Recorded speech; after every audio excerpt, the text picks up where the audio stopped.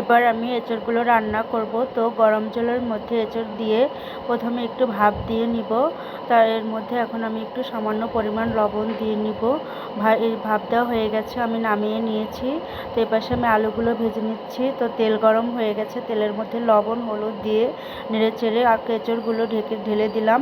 এগুলো একটু সামান্য পরিমাণ ভেজে নেব। তো নাড়াচাড়া করে ভেজে নিচ্ছিলাম। তো ভাজা হয়ে গেছে, নামিয়ে ফেলেছি। আর এপাশে আমি মশলা করে রেখেছি ব্লেন্ডারে, সব রকম মশলা একসাথে পেস্ট করে নিয়েছি। তো কড়াই গরম হয়ে গেছে, তো এর মধ্যে আমি তেল দিচ্ছি। তেল গরম হওয়ার পর জিরা ফোড়ন দিয়ে দিচ্ছি, তার মধ্যে দিচ্ছি তেজপাতা ফোড়ন, এরপর দিলাম গরম মশলা ফোড়ন, দারচিনি এলাচ। ভাজা হওয়ার পরে এর মধ্যে আমি মশলাগুলো দিয়ে দিচ্ছি। এখানে আদা রসুন জিরা বড়সাদ সব রকম মশলা আছে, পেঁয়াজ রসুন একবারে পেস্ট করেছি। তো এর মধ্যে আমি হলুদ দিয়ে দিলাম।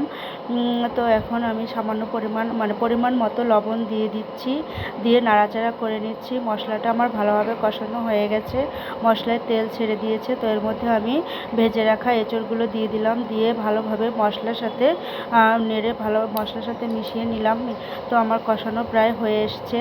এখন আমি জল দিয়ে দিব, গরম জল। মশলা ধোয়া জলটা ছিল সেটাই আমি গরম করে দিয়েছি।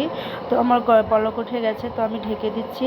তো অল্প কিছুক্ষণ পরিমাণ ঢেকে রেখেছিলাম। তো আমার এঁচড় রান্না প্রায় শেষের দিকে। এখন আমি গরম মশলা দিব, এরপর ঘি দিয়ে নামিয়ে নিব। তো এই যে ঘি দিয়ে দিচ্ছি। এখন আমি এঁচড় নামিয়ে নিব। তো আমার এঁচড় রান্না কমপ্লিট হয়ে গেছে। এই যে রান্না করেছি, দেখুন কত সুন্দর লাগছে দেখতে, কালারটাও সুন্দর এসেছে। তো এখন আমি আমার টুকিকে খেতে দিয়ে দিব। এই যে খেতে দিয়েছি। এঁচড়টাও ভীষণ টেস্টি হয়েছিল। তো ভিডিওটি ভালো লাগলে লাইক কমেন্ট শেয়ার করবেন আর সাবস্ক্রাইব করবেন।